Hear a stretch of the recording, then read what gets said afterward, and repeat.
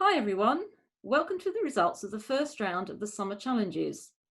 It does look a lot like the in isolation competitions, though we are trying to broaden the subject so you don't have to be in your house or garden.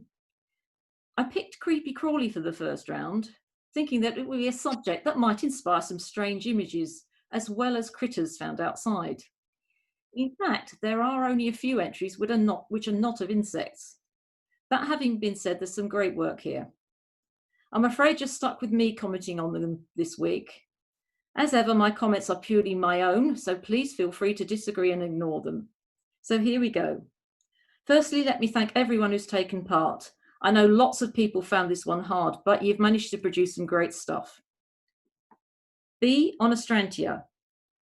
We start with a very strong shot of a bee doing what bees do. The insect is well captured and is mostly pretty sharp. It may just be going at a tiny bit on the left wing, but that's completely understandable.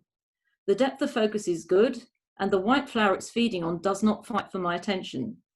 The background is a little busy and distracting, however, unavoidable, I know. I would have been tempted to try vignette to see if to make it a little less imposing. However, it's a very good insect shot and a great start to the competition. Blue land crab. A very different creepy crawly here. I love the colour balance in this image. All the colours work really well together. The soft blues, cyans in the background give the image a peaceful feel and help highlight the colours in the crab. I have a couple of slight issues with the image. To me, it looks overall a bit soft. The main point of focus appears to be on the legs, and I'd really like to see the eye a bit sharper as I'm drawn to it. I understand it was probably not possible, but the eye is just so amazing that I want to concentrate on it. The other thing is the very dark shadow in the foreground and the light streak in the background, which are fighting for my attention. I'd have tried cropping it square to get rid of these. Not sure they need the key line, though it is the right colour and in this instance the right thickness. All that having been said, I really enjoy the image. Cinnabar caterpillar.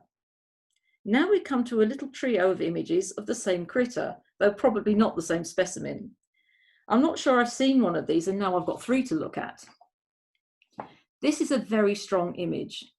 The colours of the caterpillar are fantastic and contrast well with the strong greens on both the foliage and in the background.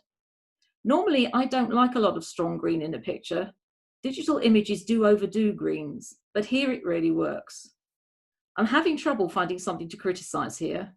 I guess I could say that the leaf on the right in the background could be a distraction, but actually it doesn't bother me. It isn't busy and the rest of the background is brilliantly diffused. It's a very competent portrait of an interesting insect. Well done. Cinnabar moth caterpillar.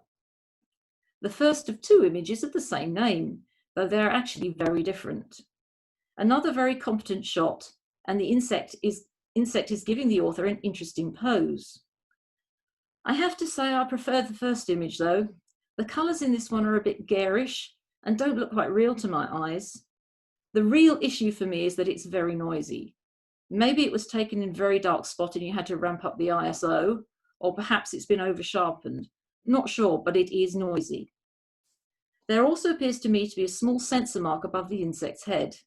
It is a good image, but for me, not as good as the previous one. Cinnabar moth caterpillar. The third in our cinnabar moth trio, and a very different feel to this one. Again, I like the colour palette. The background here is less contrasting with the creature, but it still doesn't fight it. This one is obviously the very hungry caterpillar. So busy eating, which is all caterpillars really do, that we don't get to see its head. I can't quite make up my mind whether I like this or not. In one respect, it's a caterpillar action shot, and that's good, but I'm kind of missing the head. The depth of focus is perfect. The whole caterpillar is sharp, and the flower is, as is the flower it's devouring. The flower heads in front are by necessity going out of focus, and that is a slight distraction, but completely unavoidable. Another really great caterpillar shot. Hawkeye moth caterpillar. Caterpillar number 4, though a very different looking beast. This specimen looks like it's trying to eat itself. I really enjoy the limited colours in this shot. The fact that all we get is green and black helps the viewer hone in on the subject. The black of the background is perfect, absolutely no distractions. I suspect you've had to sharpen it quite a bit, though it's been very well done. The telltale hints of sharpening that I think I can see are really subtle. No doubt the author will tell me later that it had no sharpening. Yet another really well taken caterpillar. Fly. We all tend to dismiss flies as nasty things to be gotten rid of, but when you really look at them, you discover that they're actually fascinating looking creatures, full of iridescence and colour. This is an excellent portrait of a fly. It shows off every detail in the insect, right down to the hairs on its back. The background is a nice soft colour, well diffused, and although the colours he's feeding on are very bright, they don't detract from the fly at all. And to me, they actually help show him in all his insect glory. Fantastic image, well done. Fritillary and bee. This is a striking image. It certainly does have instant impact. It's a great composition of two lovely insects. I couldn't help wondering whether it's a composite. Not that that affects my feelings on the image at all. I just wondered whether they would really be in contention for the same flower at the same time. Both insects are well taken. The bee is sharp, as is most of the butterfly. The wing in the butterfly in the background is starting to go out, but that's understandable and doesn't take away anything from the lovely fritillary. My only, and it is slight criticism, is that it looks a little dark on my screen. Well, actually, it's the thistle heads that look dark to me. There's something about them that's catching my eye and taking me away from the insects.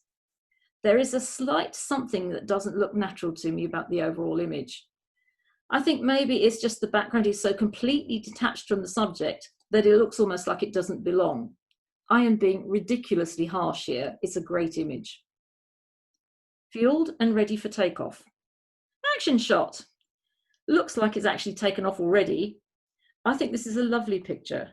The two insects here do look like they belong together, and you caught the moment of takeoff incredibly well. The flower is also a beautiful part of this image, complementing the insects perfectly. The background is well diffused, and I like the key line. My only, and yet again slight criticism, is that the bud in the background is very bright. Maybe it could have been darkened just a little. Love the image nonetheless. Geckos. And now for something completely different. Someone here has had a bit of fun with Fractalius. It's a tool that most judges hate, but I think when it's used properly, it can be very effective. I think the image works, and though I do suspect most judges would pull it apart as it's a bit over arty.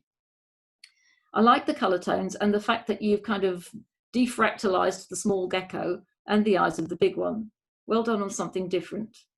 What strange things people have on their walls. Give us a hug. Well, it's one thing to have geckos on your wall, but this is seriously creepy. I have to confess, looking at it made me shudder. It's nice and sharp and there's nothing jarring in the image. Okay, for me, overall it's a little dark. We are losing just a bit of detail on the thing, but it's so creepy that maybe it's not bothering me too much.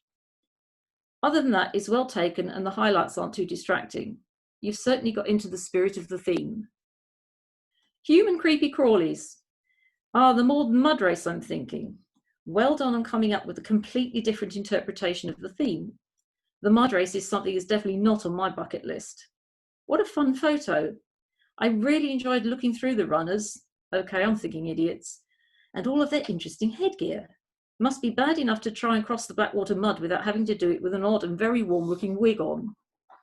I like the two lines of runners. You've done really well to get them all in focus. It's well exposed. Okay, the person in the background in white is a bit bright, but it doesn't take away from the rest of the image. It's maybe not as striking as some of the other images here, but I do enjoy looking at it, and I thank you for an original take on Creepy Crawly. Mum says I can't be friends with you anymore. I'm not sure I'd have made friends with this one in the first place. Certainly a creepy critter. When I first looked at this, my reaction was one of, ugh. However, when I actually studied the photo for a while, I began to think that he looks rather sad and full of pathos. I doubt the fly beside him would have thought that though. I really like this image. It's all soft brown, so there's nothing here to distract from the main subject, which is the spider's face. You've caught that really well. I definitely see character there, so well done on that. The depth of focus is narrow, which I think works well, and the sharp point is in the right place. If more had been in focus, I think the expression might have gotten a little lost. The key line for me here really works. So after my initial reaction, I have to say I think it's a great image and very creepy. Nectar feeding station. Another great bee shot here.